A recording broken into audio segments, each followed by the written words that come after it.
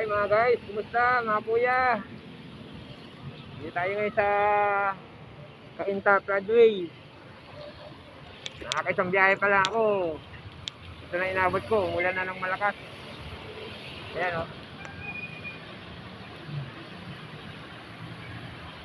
Pahinga muna.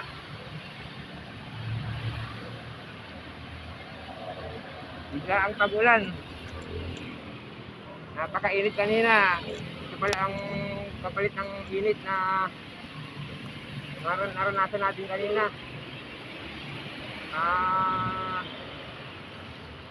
Unang pag-ulan mula sa sobrang init. Ito ang nangyari.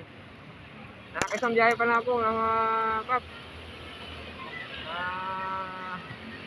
Ito na, inabot. Natigil tuloy ako sa biyahe kasi naging ulan.